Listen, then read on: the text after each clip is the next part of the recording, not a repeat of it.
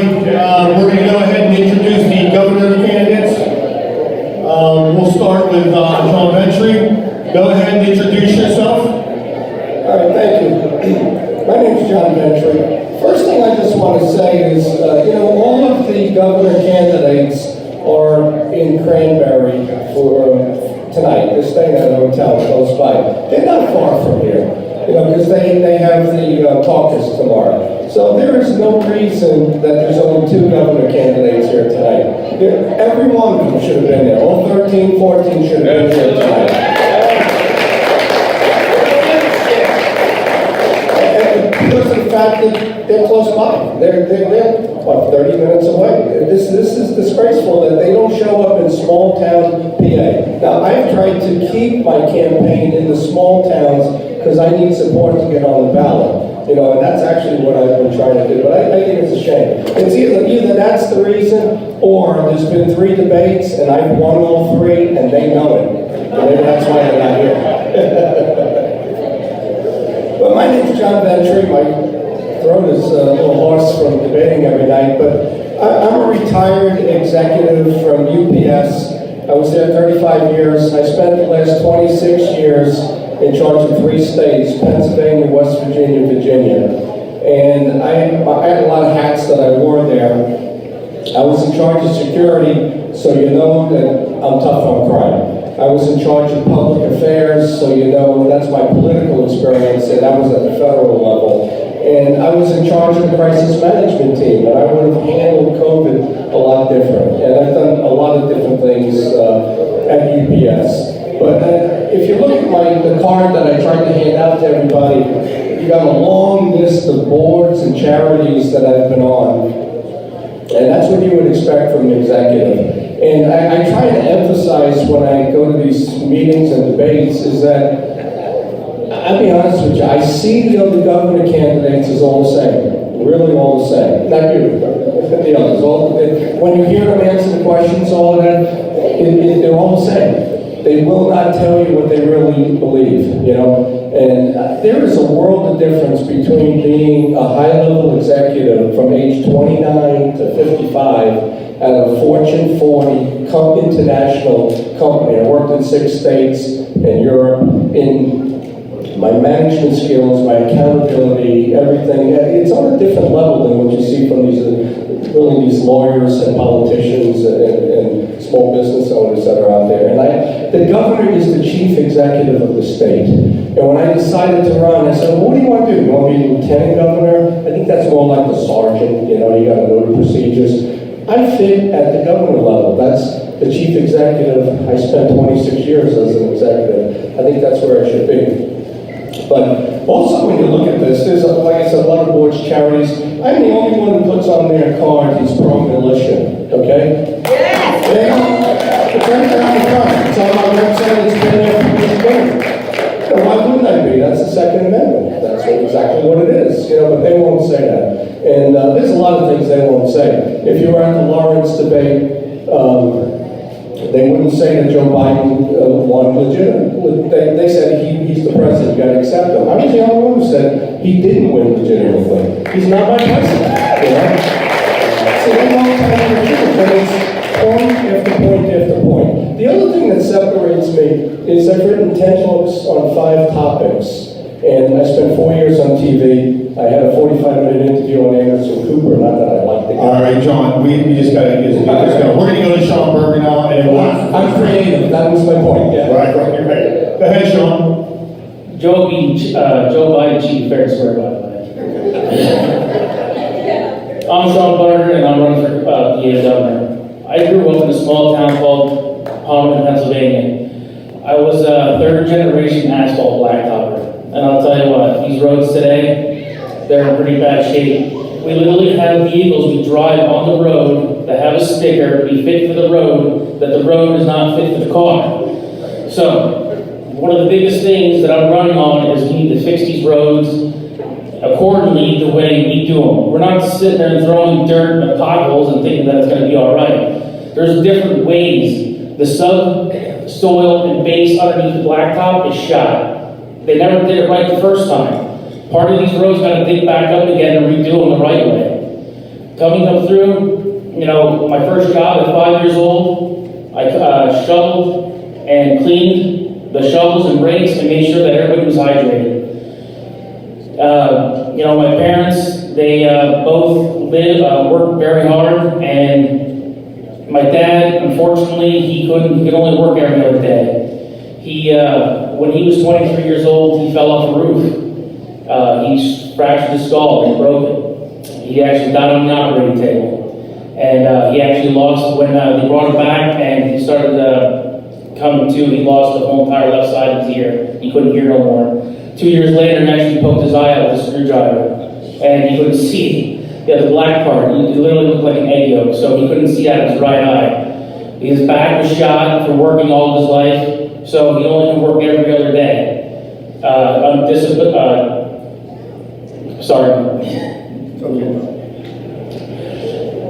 Disability didn't pay, so he had to keep going working. He didn't have time to take off to go to a doctor. So we kept moving forward from there. And eventually he ended up retiring. My mom opened up a daycare, and so my dad could retire and have a little peace. After that, when I turned 20 years old, I started my first company. I started doing hardscaping and landscaping. I didn't want to do the blacktop. As I started building my career, about 25 years old, my brother wanted to start getting back into blacktop. So I told him, I said, I already have a company established. I said, let's build it from there. All my equipment that I had got when I first started, I got it out of the junkyard for $200, $250, because I didn't have the money. My mom and dad weren't rich. I didn't have mommy and daddy's money. If I didn't get out of bed every day, I didn't have any money. This is the way that things work. This is the great work of the United States, where people at any age can sit there and create a life for themselves.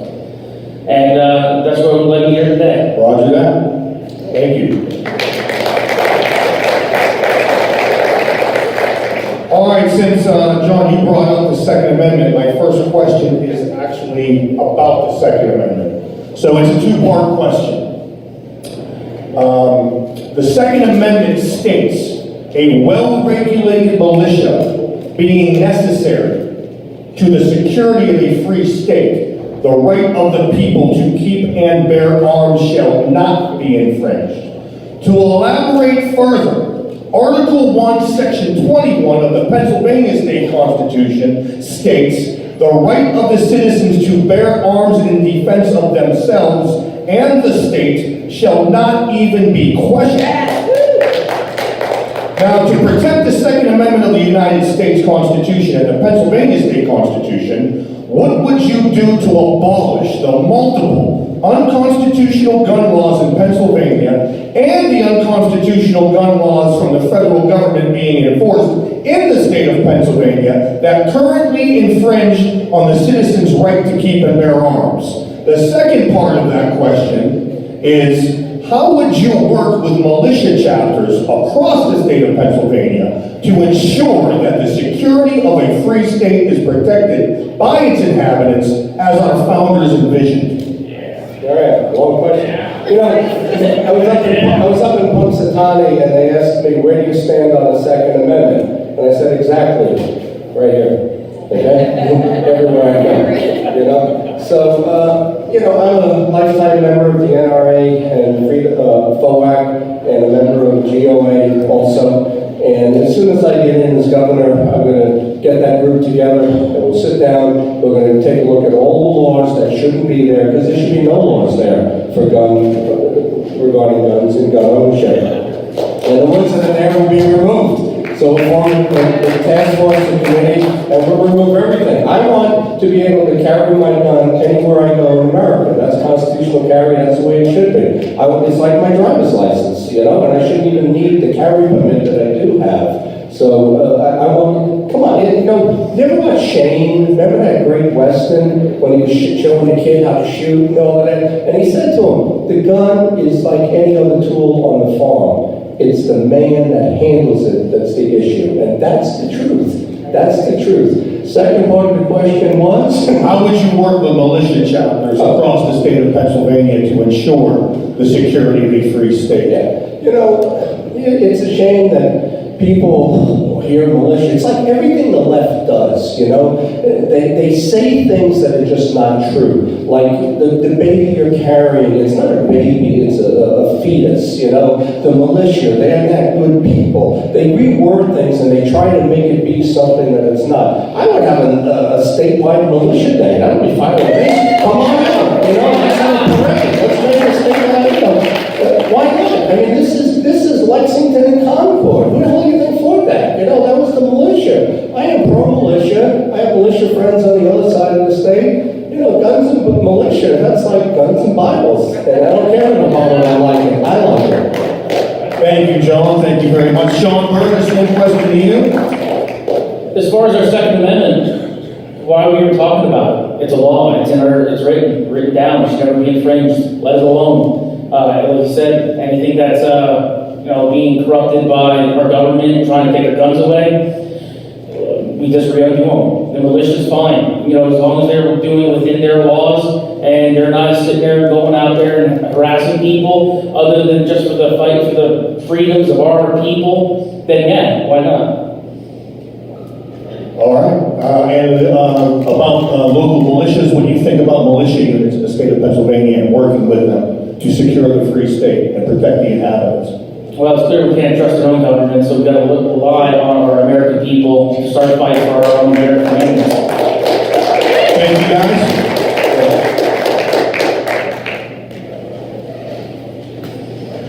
I like yours a little bit better. Well, John, I think you made it clear in your opening statement where you stand on the 2020 election. So now that we've touched on that, yes or no question, is it true that you support a state holiday for election day?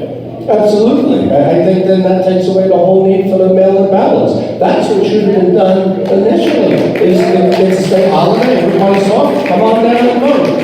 Is that a yes or no? That was my answer. No, it's good. It's an interesting idea that a lot of people have tossed around to get around the early vote for weeks and mail voting. So I wanted to check on that. Now, one thing that stood out to me on your website, under healthcare, you support funding to treat liberalism as a mental disorder. Can you expand on the policy? Everybody sees that and thinks I'm joking. I'm not joking. If you go, but seriously, if you go to my website, it says click here. You click. It takes you to a Pew Research study. I didn't make this up. It's not a joke. And white liberals suffer the highest level of mental illness. It's the truth. We should help them. We should make them. We should help them. So, as government, I want to help these liberals.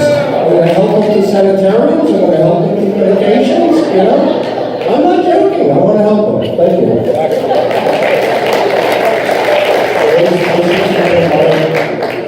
Your campaign slogan? Oh, never socialist. It should be, am I not merciful? Sean, I didn't get your position on 2020. I asked the lieutenant governor candidates, do you believe, so we went over some numbers. There was a massive Republican surge in registrations leading up to the 2020 election in a state that had already been won by President Trump. With a large lead on election night, do you believe the 80,000 vote victory certified here in Pennsylvania for Biden is legitimate? Absolutely not. Absolutely not. So what do you support potentially as the top executive of the state for remedying the issues with the elections in Pennsylvania? Basically, just bringing back the ballots back and just doing them there at the polls. If somebody wants a ballot, a mail-in ballot, they must request for a mail-in ballot. To sit there and flood the market so anybody can vote, like I said, for dogs, animals, liberals, it's incredible. It's the amount of fraud that's being dispersed with these mail-in ballots is incredible. So, it's not unnecessary. There's nursing homes, there's jails, there's other places that people still want to do the ballots, but there's also a right way of doing it too. And that's just not flooding everywhere, where it's going to start slowing our mailing process down on top of it. And it takes 30 days to get a check, or it takes 30 days to get a loved one's letter. There's so much corruption with that. Great, thank you. All right, guys. This is another two-part question. This goes back to the year of 2020, the spring and summer.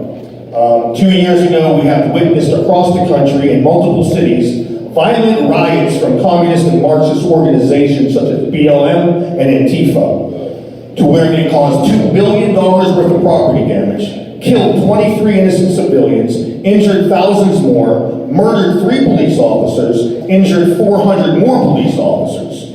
As governor, if one of these violent criminal uprisings was to happen again in Pennsylvania, what action would you take to eliminate it? And what would you tell the citizens to do in order to defend their life, liberty, and property against this violence? Yeah, you know, I sat home and I watched this, and I said, I always thought that looters, you could shoot them, you know. And I thought that was the law, I really did. This was 2 years ago, I was talking to my son, and we actually looked it up, and it says, well, you can't just shoot them unless they threaten the store owner. If they did, then you can shoot them, you know. So that is the law everywhere. You know, what happened, you have to understand, the entire thing was orchestrated. From the minute Donald Trump won, before he even got sworn in, they planned a coup against the greatest president in my lifetime. They planned a coup against him, and that's what happened. So I would tell, first I would increase the number of state troopers we have. I would increase the funding in the state. I was head of security at UPS. You know, if you think I'm not a law and order governor, you're wrong. I am. And we're going to put law and order back in place, and you're going to fear the police and the state troopers. And I will give them the okay to do everything within the law to quell any sort of riots. You have a right, you know, it's like I'm at UPS, we have a work stoppage, you know, and there's rules. You can't block our vehicles, you have to stay on the sidewalks, all of that things. You can protest, that's your right. But when you get violent and you start blocking our trucks from the street and traffic, that's where law enforcement gets involved. And I'm going to put that to the max, and the way you put the state back and make it, you should be able to go anywhere in America and not be afraid. That's my right as an American. That is a right. I should be able to go anywhere in America and not have to carry my gun. And that's the America I want. That's how Pennsylvania is going to be. You can go to Philly, not that you want to, but you can go to Philly, and you should be safe. And the police are going to do their job, and they're going to be respected like they should be. You probably answered this already, but what would you tell the citizens to do in order to defend their life, liberty, and property? Yeah, well, you know, we have the Castle Doctrine that I think Sakone actually, you know, put in place. That first of all, you should have a gun. All of mine, I got a number of weapons at my house, and you have a right. You have a right to stand your ground. Stand your ground, and if you're threatened, then you know you tell that person, you better rethink what you're thinking. You know, and you have a right to defend yourself. Thank you, John. Sean Berger, same question to you. Unfortunately, these officers are actually told to stand down against such behavior, so they're not even allowed to go over and do anything about the situation. As governor, yes, you do have that overreach where you can, but that's when you start working with your local militias, and you start getting them prepared, and start getting them ready for when things start to break loose, that officers have backup themselves. Just a quick follow-up, Sean, because you said the officers were told to stand down. What do you think about that? Do you think the officers should have stood down and obeyed that order to allow crime to happen and violence to happen? Or do you think the officers should have stood up and disobeyed that order to allow violence to happen? What would you think those officers would be recommended if they would have? Yes, I would have definitely told them to stand their ground and just not listen to whoever was telling them anything. But they wouldn't have recommended, they would have lost their jobs, they would have lost their careers, and they would have been marked down as, you know, corrupt, so forth and so on. So, you know, that's where these militias that are coming up start to become, you know, from town to town, because there's only so many officers that are on duty and they're paid people. So if you have, you know, I think what was it, like last year, I literally had 500 BML people on dirt bikes, four-wheelers, terrorizing Pomerton, terrorizing Blue Mountain ski area, and the cops were called, and, you know, I have some friends that are officers, and you know what they said to me? There's 5 of us and 500 of them. What are we supposed to do? Get the militias involved. All right. Go ahead. I have a two-part question. We'll start with you, Sean. What are your views on CRT, critical race theory, and would you take steps to ban it throughout the state? First of all, I don't accept fairy tales, so I will get rid of them altogether. There's other things that our kids can be taught in school, like gun safety, and that will also bring down the gun safety. Right now, 47% of our children that are being shot and killed today, every single year, is because they have no clue what a gun is. So by bringing gun safety into schools, when a child does get a gun, he knows either not to do it, not to touch it, find an adult, make sure that it's properly being disposed of. Try to keep some of this down, and also we need to start teaching these kids life. Real life situations. See, how about CRT? Your opinions on CRT? CRT, it's a theory. We shouldn't be teaching our kids theories. We should be teaching them facts. There's colleges that they want to learn theory. John. You know, in lockdown in 2020, I wrote 2 books. The first book was the first book on COVID in America. Right? I don't want to talk about that yet. But then I wrote another book because I was still locked down in May. And I wrote a book called the 1625 Project to counter the lies of the 1619 Project. What the story they tell in 1619 is not true. I don't believe in identity politics because we're never going to be the same. We're never going to look the same. You can always keep us divided. And I ask you right now, pull out the $1 bill. Look in the top right. You got the 13-star Betsy Ross flag, which is not racist, but it says E pluribus unum. What does that mean? From many, one. That's what this country is about. It's not about identity politics. It's not about racial groups. It's not about skin color. If you look at my plan, I say race should be removed from every application, every school application, every employment application. That's what it says on my plan. It's been there from the beginning.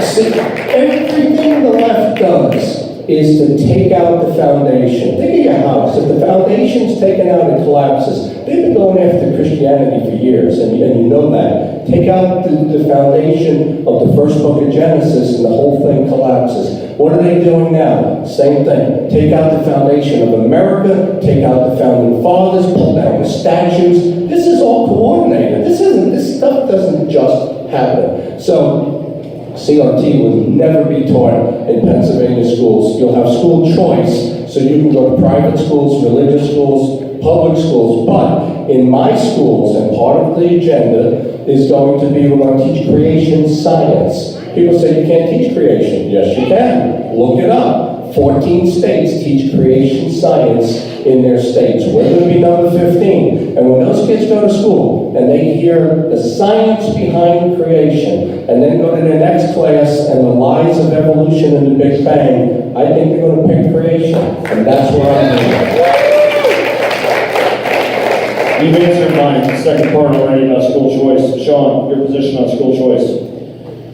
Well, my 2 daughters, 7 and 10, they go to Catholic school because I don't believe in the school that I had growing up in Pomerton, which is a public school. They have too many children where it's 40-to-1 ratio, 40 kids to 1 teacher. I didn't want that for my children.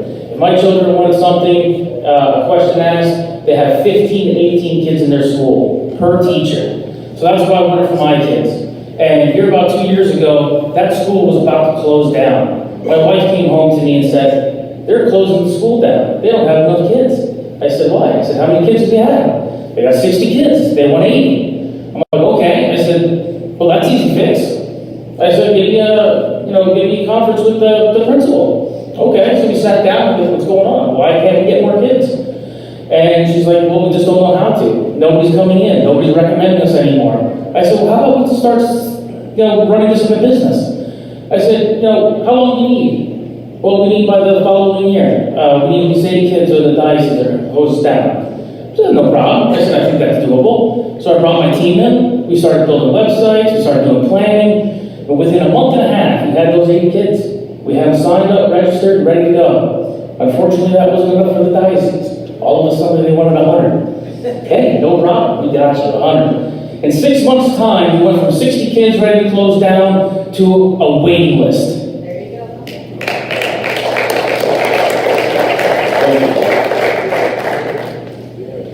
Okay, guys, this is about the shutdowns, the next question that happened in 2020. So in 2020, March, Governor Wolf, along with multiple other governors across the country, implemented illegal and unconstitutional shutdown orders and mandates, which forced business owners to close their doors or to operate in a manner that was dictated by the state.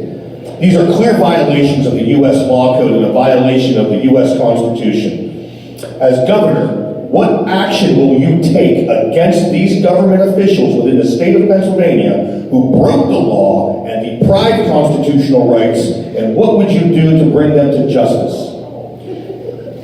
You know, I was hoping at the time while I was watching all this on television that our state reps had the fortitude to go in, pull Wolf and Fetterman out of his office and tar and feather them. Because that's something that we used to do. We used to do that 150, 200 years ago. That's what should have happened to them, really should have. So, I think what they did in this state, and if you notice, Wolf protected his furniture business, but put out the other one in Johnstown. I think they should have been arrested. I would have arrested them. And, you know, voter fraud, you arrest them, and I think we have probable cause, but, you know, there are fines, there are misdemeanors, and there are felonies. It doesn't mean they're going to prison for life, but we had justification to arrest Governor Wolf, and that's what should have happened. That's what I'm doing. Same question to you, Sean. First of all, they overstepped their reach. They should have been impeached immediately. There should have been some other things that were done. These people got to go let free altogether. I was one of those people that were affected by all this. I owned a restaurant. 5 days prior to my opening, they shut us down. They shut us down for 2 weeks. Huh, you mean 2.5 months is what it ended up to be, right? You know, they lied straight through that whole entire pandemic.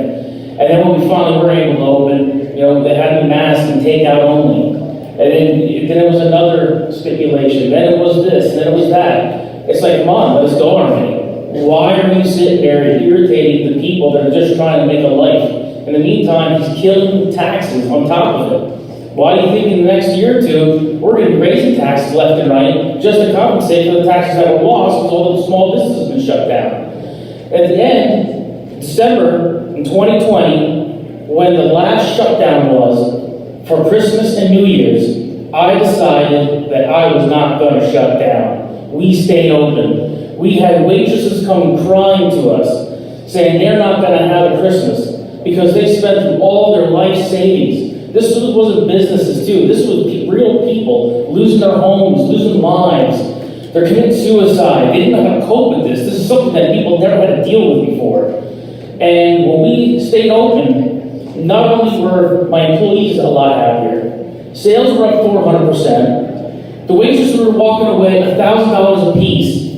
And guess who got to save Christmas? This guy right here. Why? And you know what ended up happening? Tom Wolf sent letters out to all the people that stayed open and they sued us. After 3 months, guess what happened? And not a damn thing, because guess what? We didn't break no goddamn laws.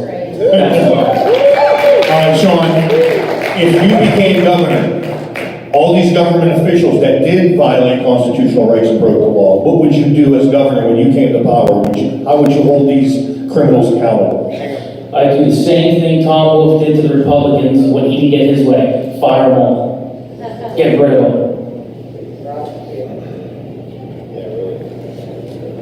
All right, we're going to start with John on this one. When do you believe life begins, and what pro-life legislation would you pursue as governor? Yeah. You know, I believe in the law of biogenesis. Life comes from life. That's when it starts. And that's why I don't believe in evolution. I believe in creation. That's why I want to teach that in schools. Because what came first, the chicken or the egg? It's a chicken, right? Because God created everything whole and fully aged. And that's how the eggs follow. Life comes from life. That baby is a baby from day one. Not a fetus. It's a baby. So, you know, I'm 1,000% pro-life. When I ran for commissioner, I said I was going to tax the abortion clinics out of Westmoreland County. I didn't even get endorsed by LifePak. I don't understand it. I was the only one who actually put it on their card and said it and publicized it, and I was the only one they didn't endorse. So sometimes I don't understand politics, you know.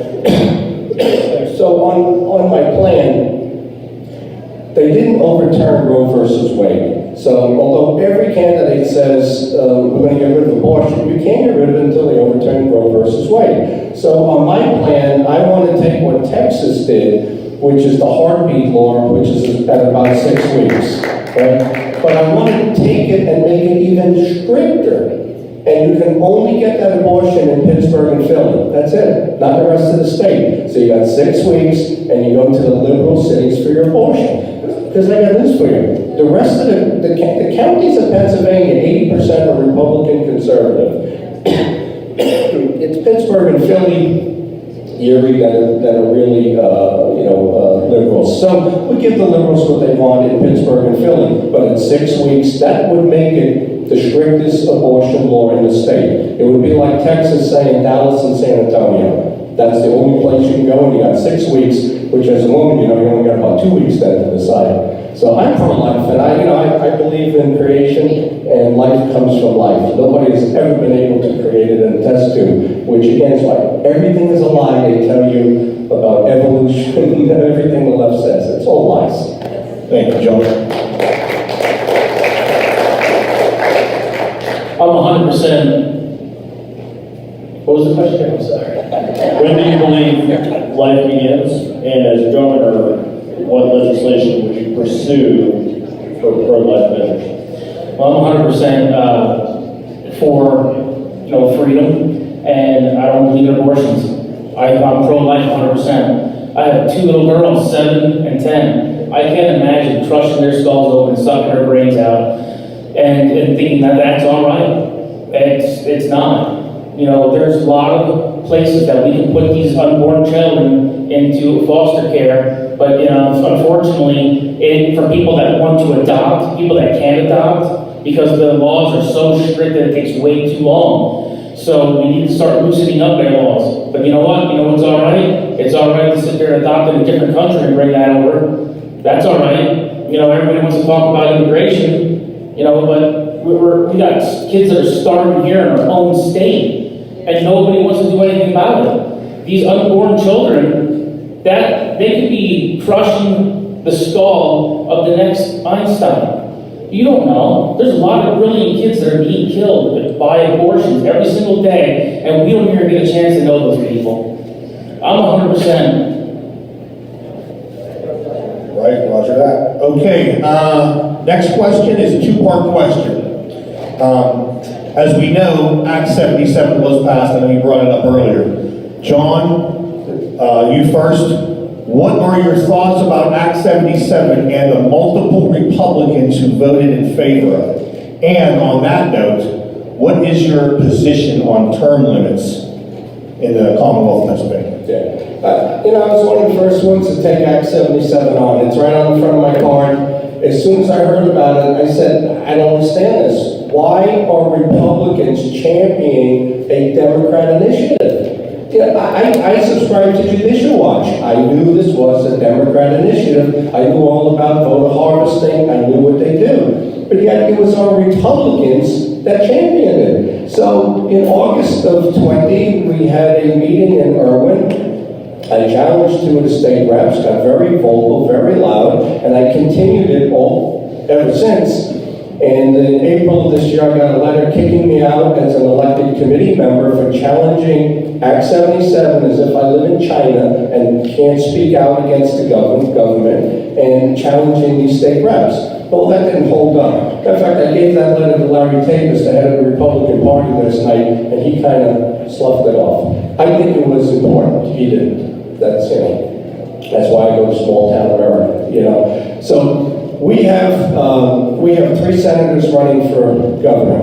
And in my opinion, you do not get to be the arsonist and the first responder. You voted for it. You disqualified yourself as governor. You don't then get to raise your hand and say, I'm going to save you from this. There has never been an intention for a full forensic audit to overturn this election. I believe our Republicans are happy Trump is not president. I really believe that, because I've met so many never Trump Republicans, it turns my stomach. Yeah, I was a Tea Party patriot 13 years ago. I joined. I was a Trump patriot. They're not. I'm the only one at these debates that mentions Trump's policies and praises him. Not one has at the 3 debates, right? That's the difference between me and them. I'm the only one who said Joe Biden didn't win this election. They couldn't say that over in Lawrence. So Act 77 falls on our Republicans. No incumbent Republican should be reelected if you have a qualified Republican running against them.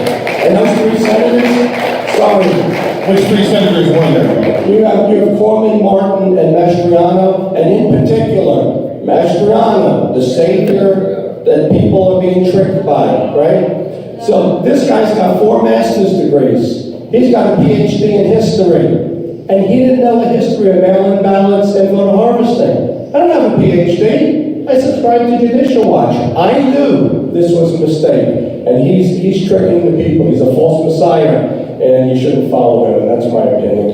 Thank you, John. Sean, same question.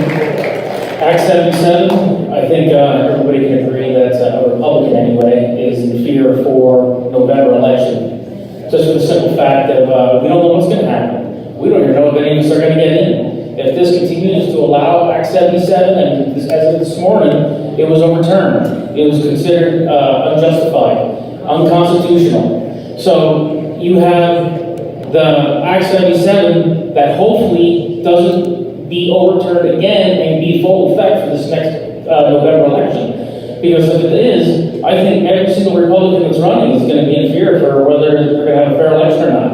A lot of these people are putting their own money up and getting donations, and I think that they're not going to be treated fairly. So let's just hope that Act 77 gets crushed and it stays there.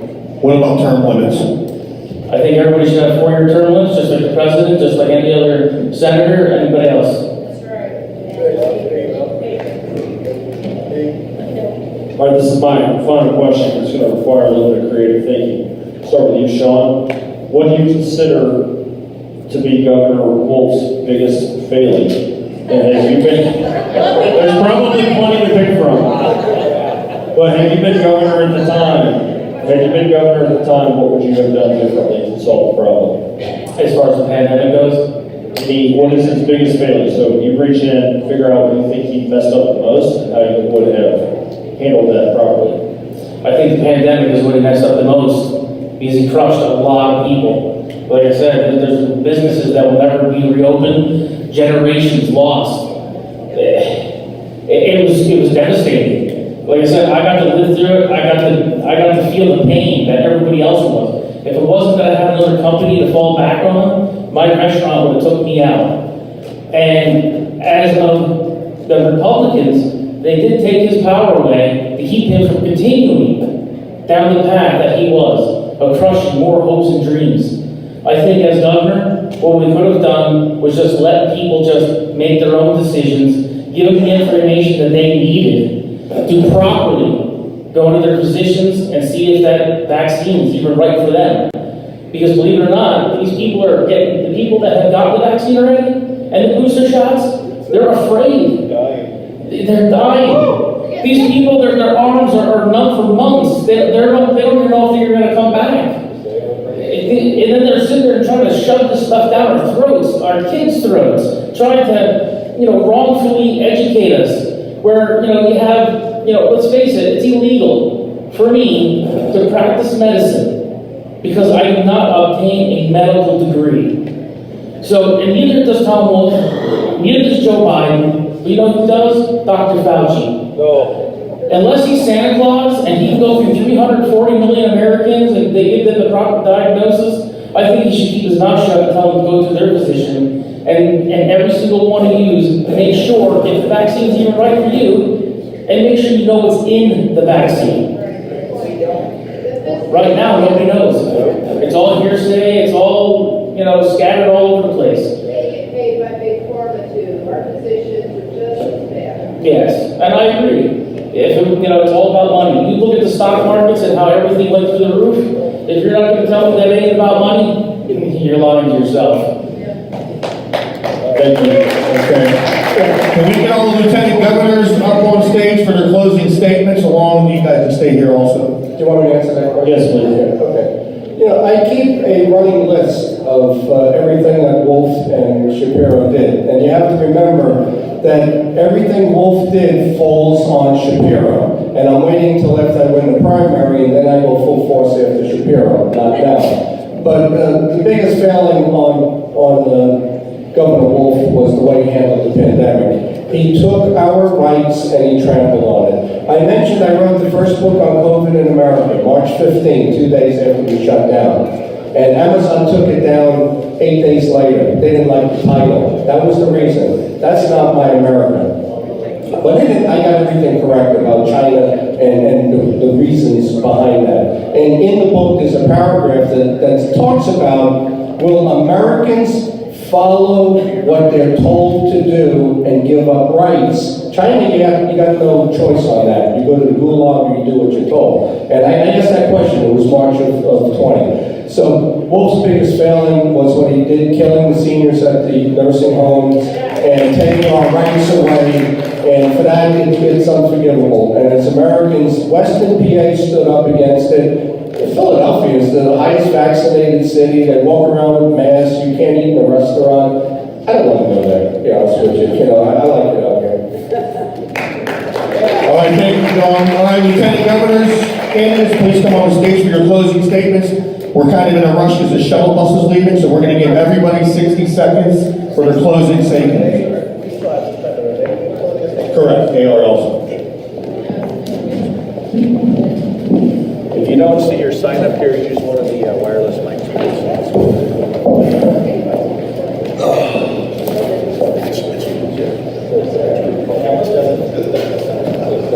That would be Jen.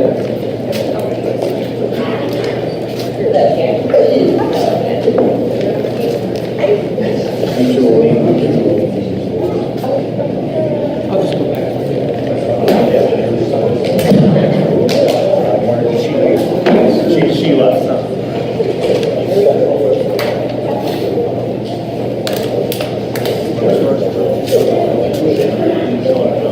John, go ahead first. Okay. Very simply is,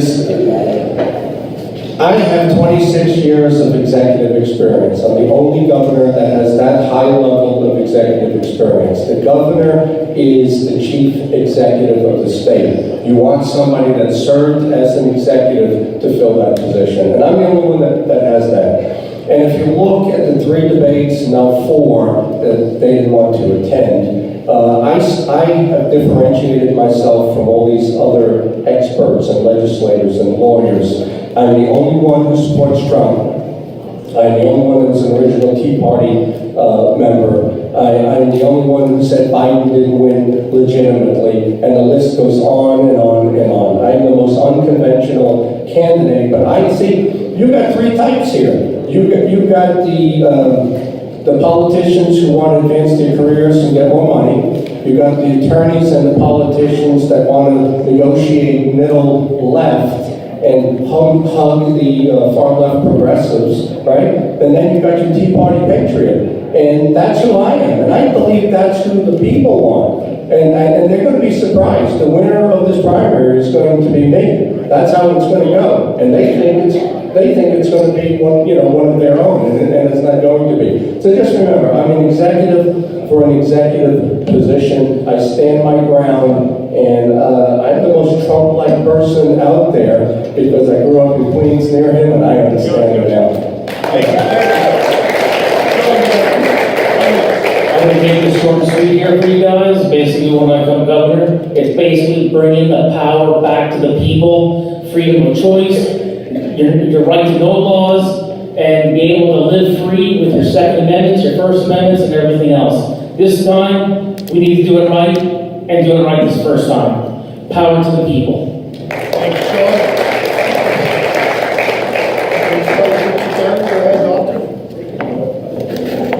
Folks, we didn't get to talk about 2 of the most important issues, the Second Amendment and pro-life.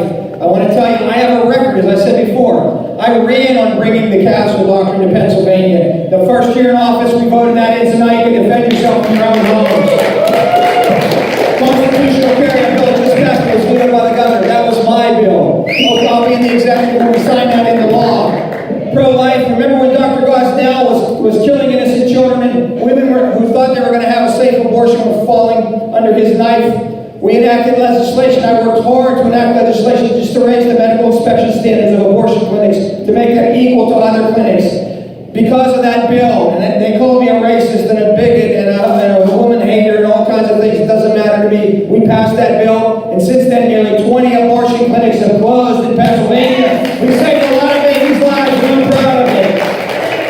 You may have heard of the heartbeat bill. If a heartbeat's detected, the baby's protected. That was my bill. Since I've left, somebody else has picked it up and they're running it through there. I hope we get that again. I hope I'm in the executive when we sign that into law. As I said, you only get one lieutenant governor. You have to send the most qualified and experienced person there. I'm the one with the record. You can check it. Nobody else knows, but when they get there, they're going to run circles around and they're going to spend 2 years trying to find out what to do. I already know what to do. I know how to deal with these people. I know the games they play, and we will defeat them at their own game. Thank you. Please vote for me.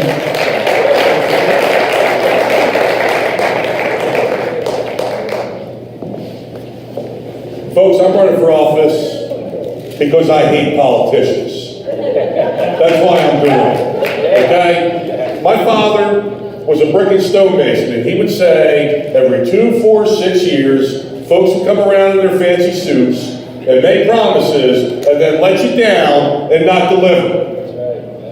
I spent 20 years in uniform, service to this country. I bled for this country. I'm retired. I got a hot wife. I got a cute little boy. I should be riding motorcycles, going hunting and traveling, but I can't do it. This is our fight, and we need regular folks to step up and take the fight, because that's what the Constitution intended, okay? And guys, you know what? You know what kind of candidate I am? I'm an America First candidate, right here. I don't follow party lines, it's America First.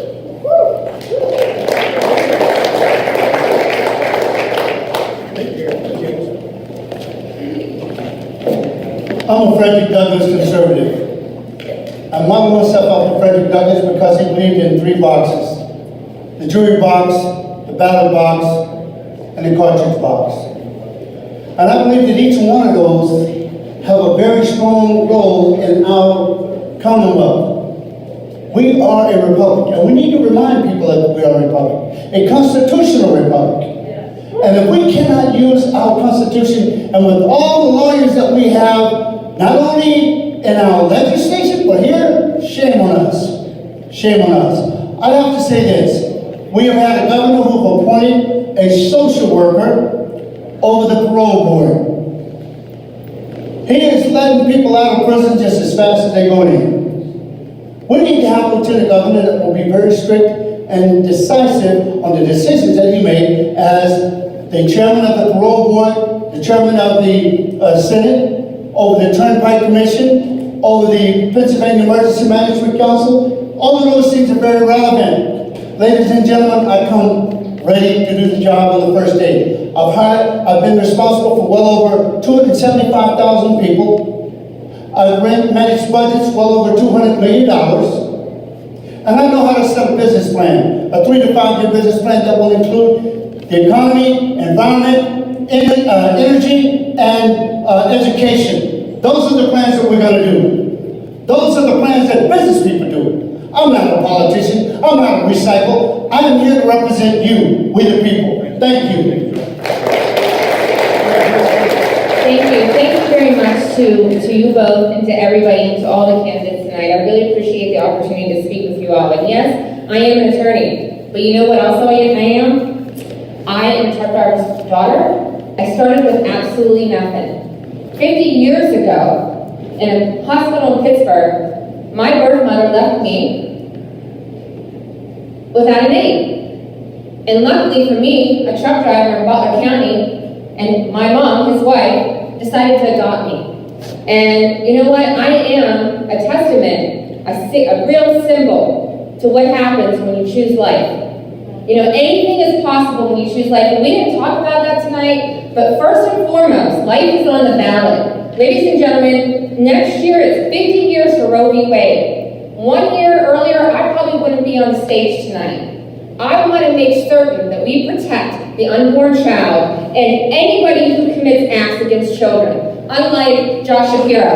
And that is one of the main reasons why I'm running. We need to have the best candidate to help our governor's candidate to defeat Josh Shapiro. And I know I'm that candidate, pro-life. Number 2, the Constitution. Act 77 would never have passed with me as president of the state senate. I will be your voice, just as I have been the voice for my clients for the past 20 years, which we started the firm from scratch with nothing but debt.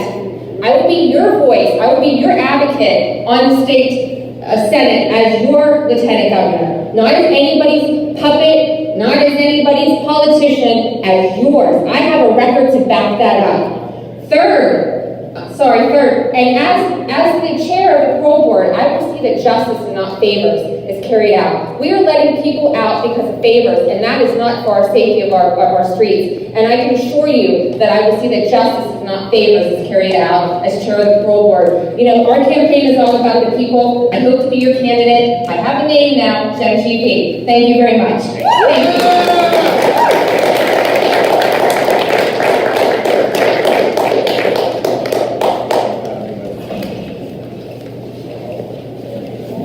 All right, we almost forgot, we did have some baskets that we need to draw our tickets for real quick.